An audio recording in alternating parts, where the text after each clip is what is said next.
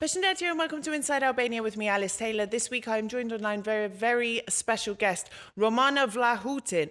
Now, she was the EU ambassador to Albania between 2014 and 2018, and she led EU support for the country's public policy reform process, including the vetting process and the judicial reform, the repercussions of which are still being felt today.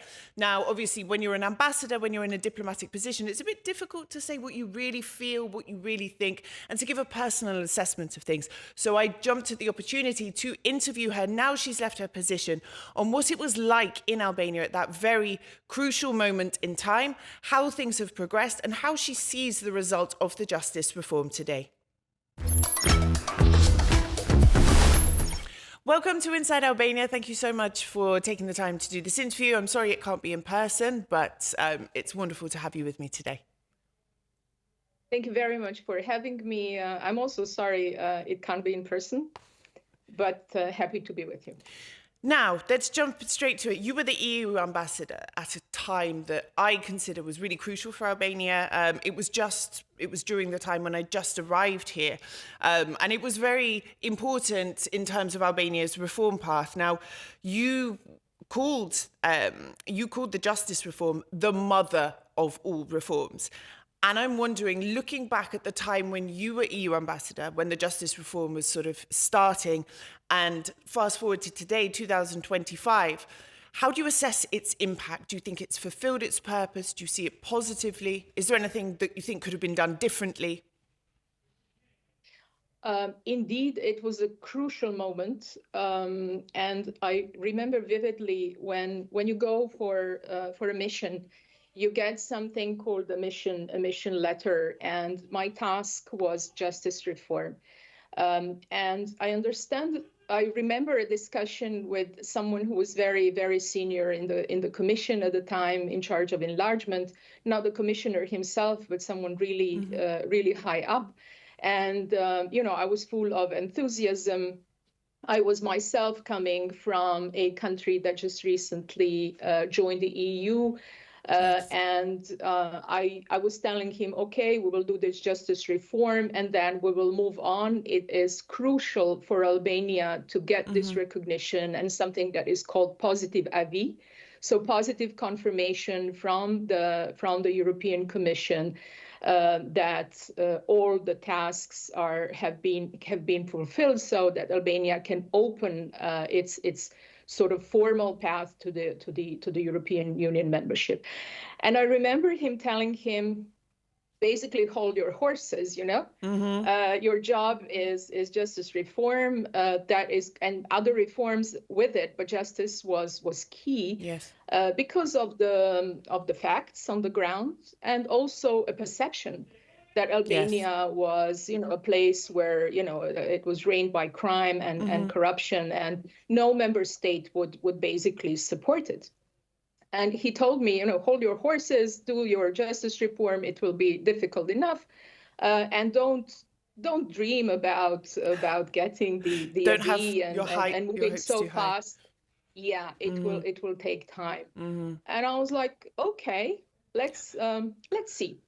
Let's see, because again, I was fresh from the Croatian negotiations, and I thought I knew a thing or two on how to move these things forward. So I was very happy to take the task. And then when you got here, was it not quite how you expected?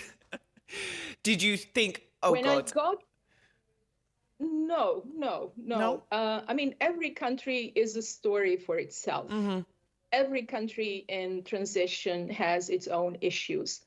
And, Albania is a very specific case, and this is why it's so close to my heart, because where Albania started from was very, very, very far away from where other countries started from. And it did, I think, a fantastic fantastic job of pulling itself forward, and now I can comfortably say it's a leader in the enlargement package. Yes. So for me, it was, all hands on the deck.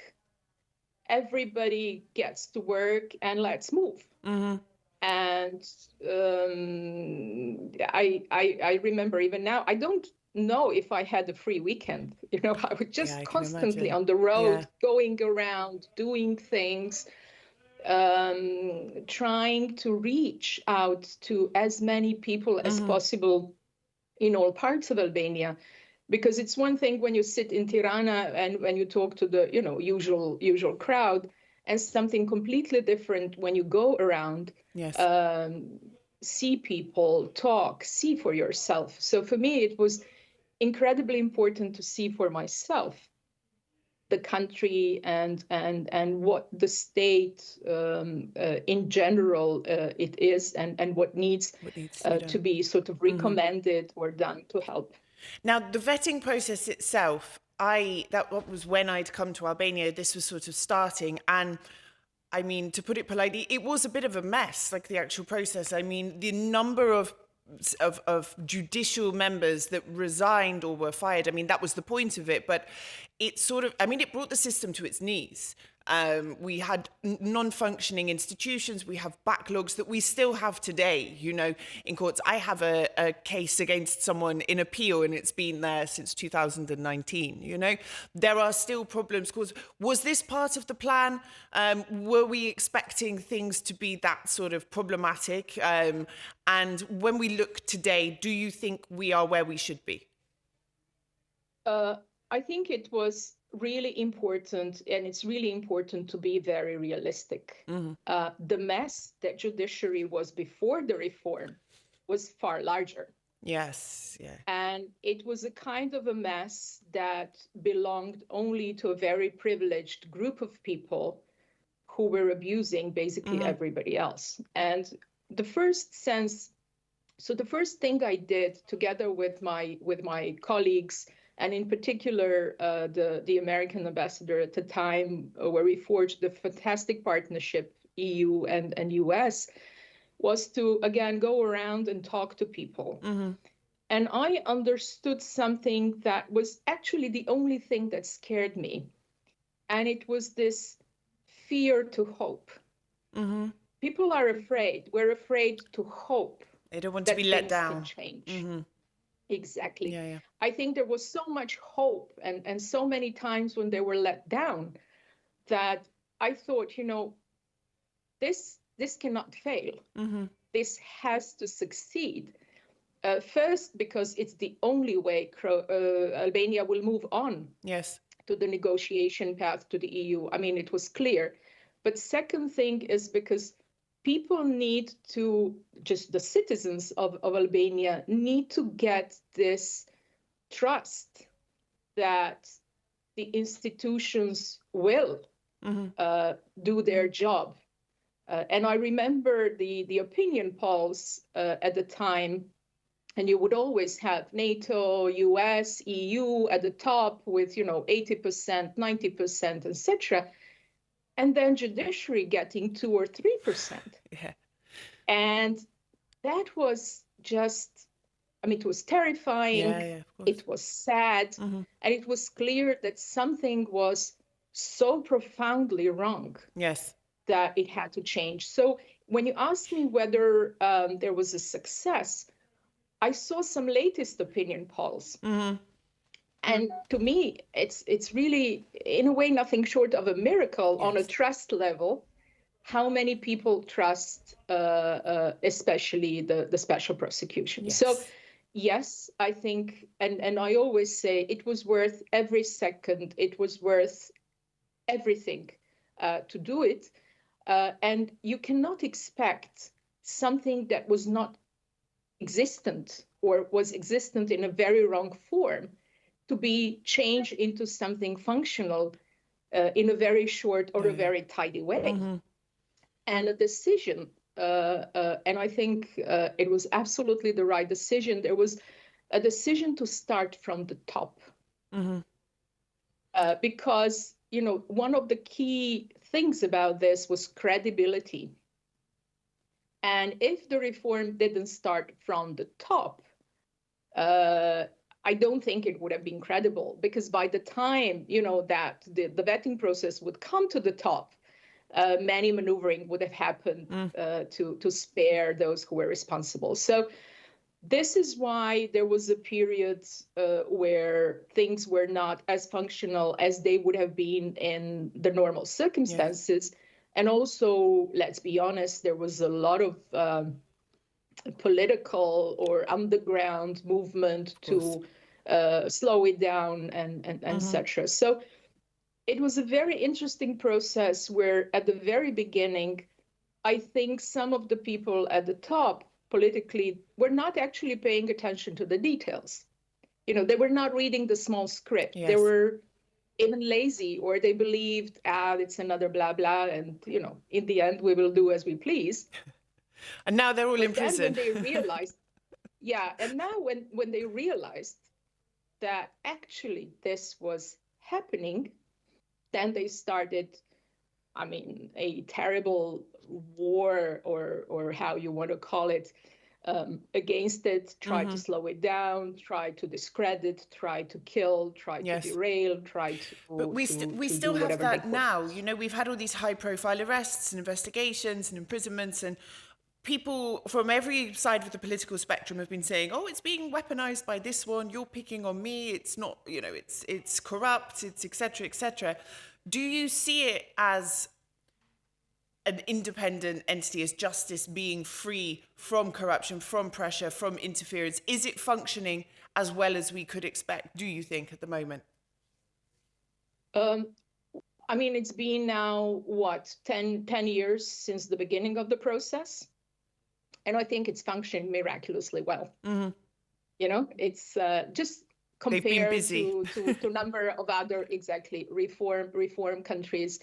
And think about how deep this reform went down. Yeah. And how many people had to leave the system, and how many people had to join the system, and only this replacement, if you wish, is difficult enough. But when you look at the cases, I'm not following that in detail. Yes. Obviously, I'm doing other things now. Of course. But when you look at cases, it seems pretty even in terms of the political dispersion. So this is really for those who are supposed to look at it from the professional point of view, to say how is it, and the European Union negotiations will look into it in very, very many details. You can trust me, and also in the end for the people of Albania, and for me, their trust will be the judge of how well this has been done. I want to go back to what you said about having that really close relationship with the US Embassy at the time. It was Donald Liu. I remember seeing the picture of you two hugging in Parliament when there was the vote on the reform. And I wondered, obviously you needed to have this sort of united front. Because it was difficult. As you said, there were people trying to slow down the process and interfere, and people who didn't have faith in it. But what do you think was the biggest obstacle you encountered? Was it political will? Was it interference? Was it lack of resources? Was it culture? Was it sort of a lack of understanding? What was it for you that was the biggest challenge in terms of these reforms? For me personally, the biggest challenge was to pull the people out of this fear to hope, because this was of essence. Without the political pressure that I think in the end everybody felt, that came from constant, unwavering support from voters. Yes, yeah. They understood that this has to go through. And that for me was the biggest challenge. Everything else, I would say, you can expect. Some of it went to the extreme, but fine. So, it's nothing, there was nothing that we could not deal with. And this partnership with the US was of essence. And I cannot tell you how many people have put massive amount of work and hours into coming up with something that was very unique and simply didn't have, we couldn't risk it to fail. No. So there was a lot of work. It also unfortunately consumed time for some other things that could have additionally happened. And here, my only other regret was that I didn't have time enough to work on the land reform or the ownership of land. I think it's a huge problem. It's something that's going to really cause a lot of problems through the chapters negotiation process. For example, Yes, agriculture, environment.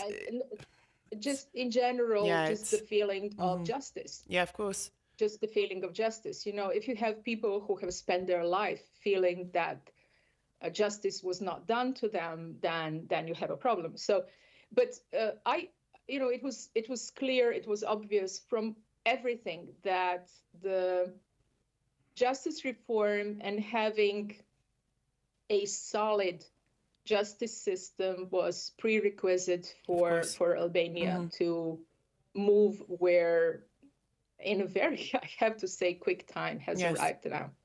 Now, I will say, during the vetting process, I was quite cynical. I saw the mess, the fallout. As I said, I actually had a case in the court at the time, and every judge that came was being dismissed or resigning, and it was a nightmare, but now I think it's clear that things have progressed, things are different. I trust the system now, 90%, whereas before it was probably around 30%. But when Ilia Meta was arrested, you made headlines. Maybe you weren't realizing how many headlines you were going to make in Albania, because you wrote on social media that the justice reform was acting with all its force when this happened. This went quickly quite viral. Is this, I think some people interpreted it as, you saying, oh, this is what it was set up to do or whatever. What was your take on the reaction that you received to that? And did you mean specifically the arrest of Ilia Meta, or the fact that, the wheels of justice are turning and no politician is safe?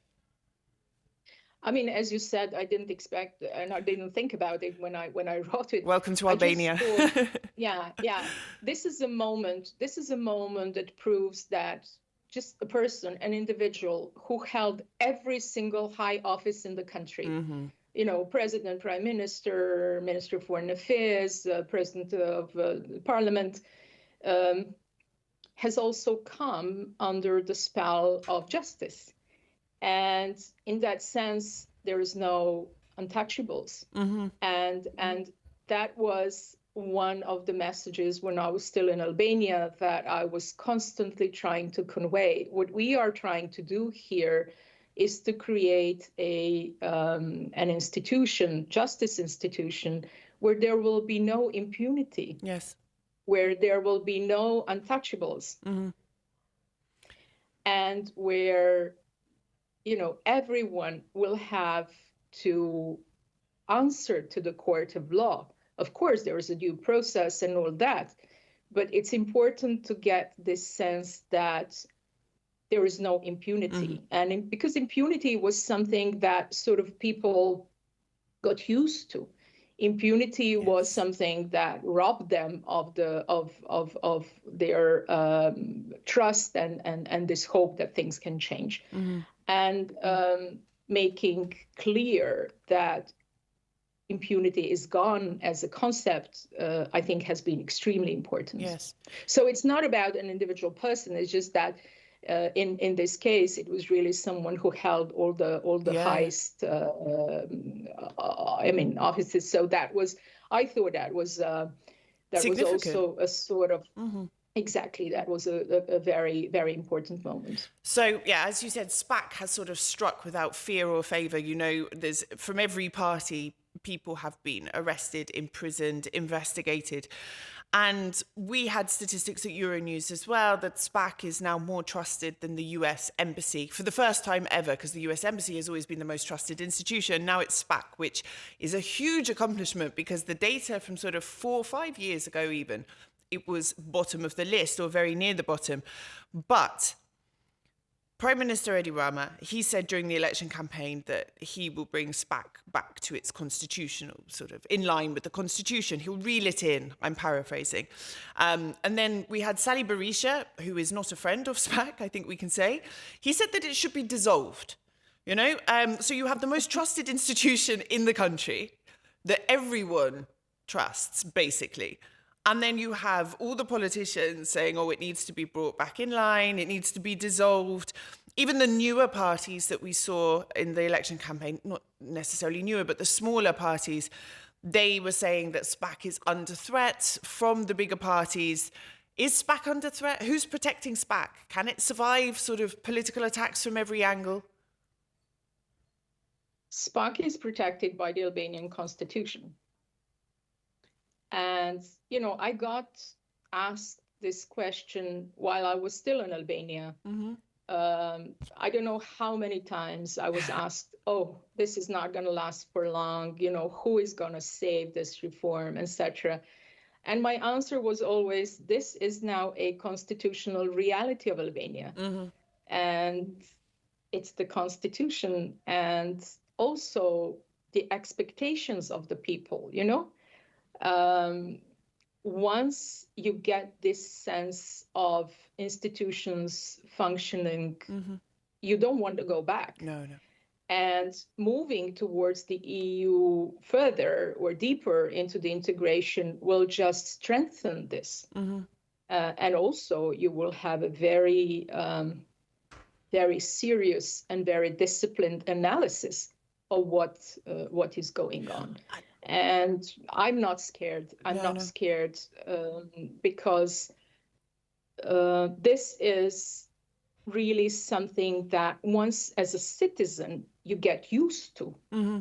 You can't even fathom a country without it. So I'm not scared. I understand, you know, in Albania, you know, everyone is super impatient. Everyone is, everything has to happen yesterday and it had to be brilliant, etc.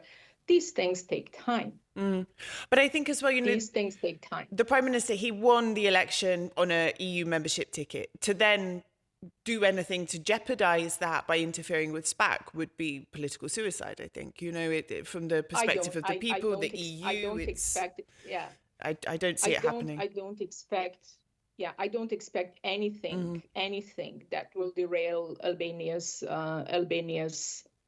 actually incredibly quick movement in this negotiation process. I'm watching with, I'm amazed actually at how quickly and this is fantastic how quickly Albania kept us on our toes in terms of Spack and its activities. Like it's kept us quite busy, you know, like who's going to be there today, you know. Now, I want to ask something else because I can't do an interview with you without tackling this issue. Now, during your time as an ambassador in 2017, the media was publishing many stories. There was a scandal about the purchase of the residence in Rolling Hills. They raised a number of concerns to do with the high value per square metre. It was, at the time, it was more expensive, reportedly, than other properties in the same area. Problems with the public procurement procedure and the fact that it was purchased individually. I mean, there were a lot of things printed. I don't need to remind you. But now, years later, when the dust has settled, I want to ask you to give your side of the story clearly and once and for all. Thank you very much for this question. And you know, when you are an ambassador in a country, you are representing an institution, and all the responses you know, came from the part of the institution that was attacked, and that was European Union. Because, I mean, and just in general, just to contextualize it, it was a part of a larger scheme that has been devised at the time to make myself, as someone who was very prominent on the justice reform, but also Don Lu, who was doing it from the US side, to make us first look corrupt, because that, you know, would sort of undo the credibility of the reform itself if people who are corrupt or who cannot be trusted are doing it, then what you can think about the process. So that was one part. And another part was to make us get scared. Mm-hmm. So what you have seen in the newspapers was one part of that campaign. There were other parts, and this is the reason why I also had to get security, because things got so heated that in the end Europol had to come make the assessment and Did you have decide actual that, threats that we against needed. you? Like We had actual, my family had actual threats. So it was something that also was not made public because there was no point to it. Were these like random people online, or were they coming from political? No. It was very very credible and very from very high end. And physical, So, or just, you know, sorry, I have to ask, you know, it Yeah. was like actual physical threats, or more, you know, we're going to screw up your job. Wow. Actual physical threat. So, you know, Europol made the assessment, and they made the decision that there was a need for security. But that's part of the job. You know, if you go into that job, this is part of the job. Yes. But for the public campaign, actually every single thing that you asked or mentioned in your question is just factually not true. Because this house was purchased by the European Union as a residence for all its future ambassadors in Albania. It was identified, the house was found, and the process started before I even came to Albania. So when I came to Albania, I was in a temporary accommodation until this was finished. And the negotiations were absolutely conducted by the administration in Brussels. For the final leg of it, someone who was in charge in Brussels came to negotiate. And then I saw some numbers of square meters and price, etc., which was also not true. It was fabricated. Because that house was 3 times larger than what was mentioned in that. And one thing which I will never forget, I mean, it's amazing amount of lies, and at the first you are shocked because I'm just not used to I've been on the receiving end of it here as well, and it's crazy. Such blatant lies. I was like, what's wrong here? I mean, this is not normal. But there was someone, and there was a particular, it's very funny in the end, there was a particular sort of appetite for foreign journalists to write about it, because if it's a foreign journalist, apparently it's more credible or whatever. And there was someone with a Dutch name, I forgot it now, Vincent, who was mocking this contract, because one of, you know, European Union, when they purchase something, there are very many things that have to be taken into account. The security parameter of the house, different features, because the first floor of the house is always official residence. So this is where you have receptions. This is your office space in a way. And then the first floor was our private quarters. So he was mocking. There was a line on earthquake and how the house was safe from the earthquake. And he was mocking that line, oh, there are never earthquakes in Albania. And unfortunately, a year and a half or something like that after I left, there was a terrible earthquake. 100 people died, yes.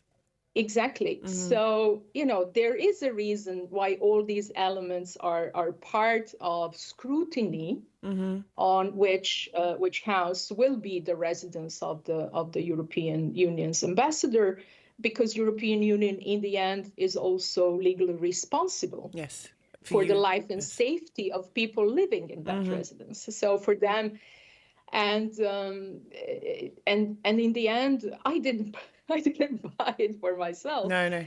I was the so-called officer by authorities, so I was a legal representative, and I signed a contract between the EU and whoever was selling on behalf of the house. the EU, yes. On behalf of the EU, of course, But the whole process was done 100% by the administration and by Brussels.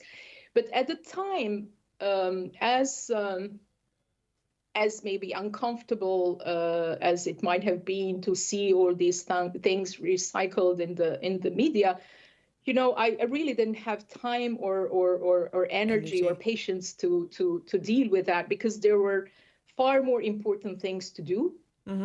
And also, there was a very, I would say, reasonable conclusion institutionally that more space you give to these people, it's better for them. So didn't want to go into many details, because it was an orderly process, and on the fear side, if they wanted to make me be afraid, good luck. I'm not someone who gets scared so easily. And finally, again, there was an absolute urgency of finishing this reform, and nothing could, should, or would derail me personally from trying to conclude that task. And while I was there, so I was very focused. I was very calm. Because I haven't done anything. So and I understood, I understand also the history of propaganda in former communist regimes. Yes. I lived in one. Yes. So things that were shocking for others, I sort of understood. Yes. That's Enver Hoxha talking, so it's fine. Now, talking about the media and the role the media had to play in what happened back then, and the role it played in derailing, but also scrutinizing, because there was valid critical scrutiny. I have criticized it myself, and I consider my critiques valid at that time. I didn't have an ulterior motive. But I think the media situation in Albania from 2017 sort of onwards was really, really bad. And I used to be involved quite a lot in media freedom advocacy, but I got disillusioned with it because I realized that a lot of the people who were supposedly in it with me were not in it for the right reasons. They didn't actually want to change, they just wanted to criticize. When presented with the option of improving things, they didn't take it because they just wanted to use it as a tool to criticize whatever. I'm wondering, because you've talked about self-regulation in the past, you've also been on the side of problems with the media and fake news and things like that.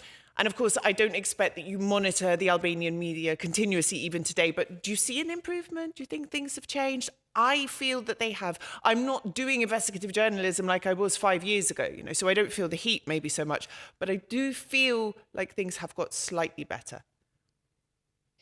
But why justice reform was a mother of all reforms was, I think, and I would, I think a lot of people would agree with me, is this sense of empowerment of you as a citizen, as little as it is, or in whichever amount was incredibly important, and also this sense that you can't get away with everything, is something that has given people more freedom to say what they believe.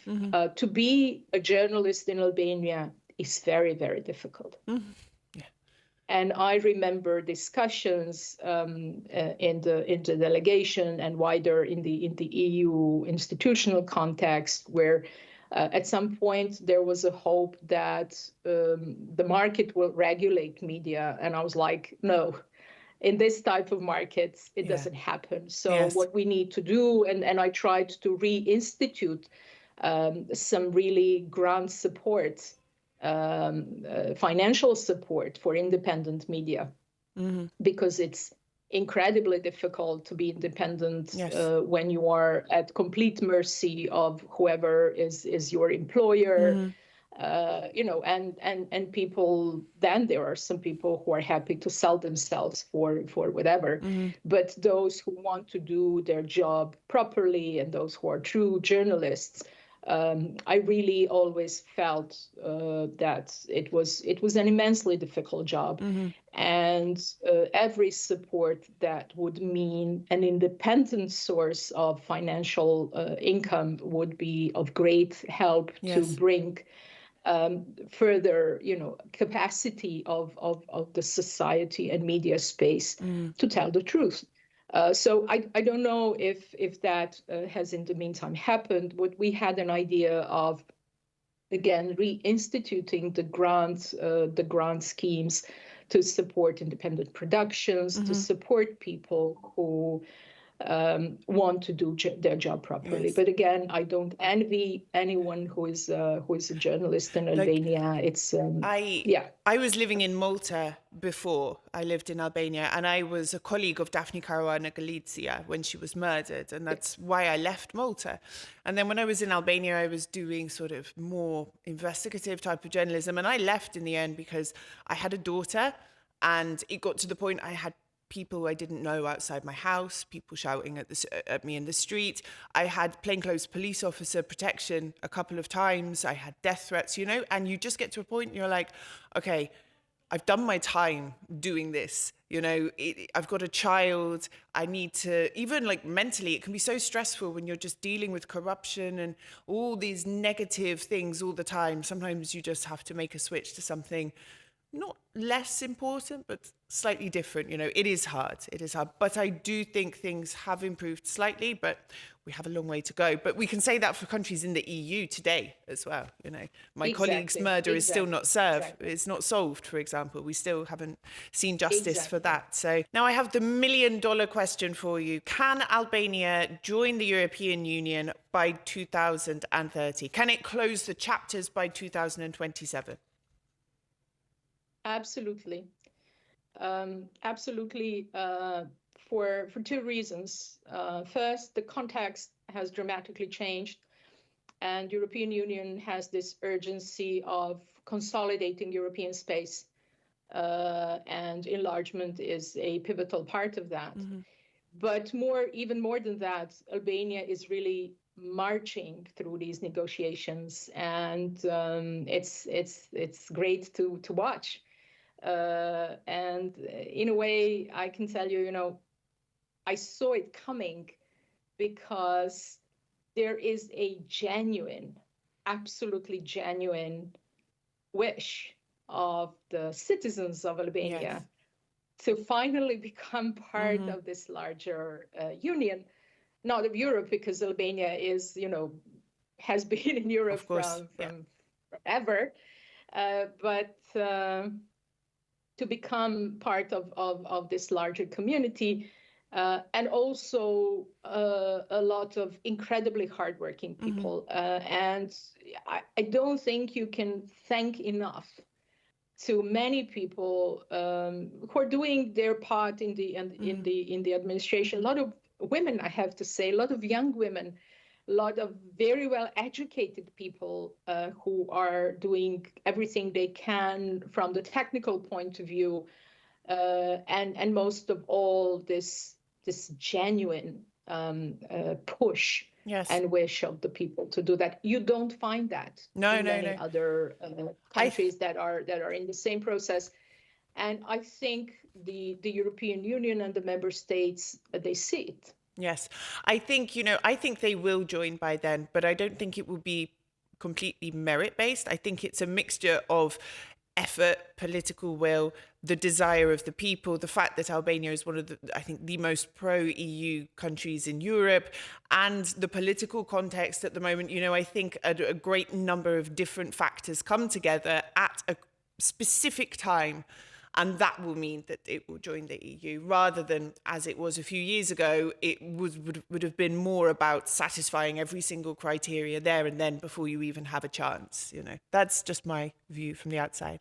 I think it's a mixture of many things, and as much as this new context now is helpful, the context 5 years ago was not so helpful, because you could be the best and still not get in. There wasn't the will there. So it's a mixture, and I think Albania has really shown that its sort of clear loyalty is with the Euro-Atlantic community when it comes to foreign and security policy, which is super important. That's an identity issue, if you wish, and is really working hard. I can tell you that not many countries would have courage to do the justice reform that Albania has done.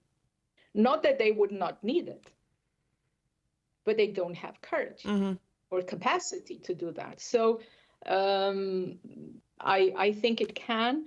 But there was one thing, you know, I was part of the Croatian negotiations process and the whole thing. What is really important is for you to work on yourself. And when they asked me when I was in Albania, you know, how did it change once you became member of the EU, etc., and I was like, it didn't change. The whole change happened before. Of course, it's not as soon as you become a member, like flicking a switch. It's a process.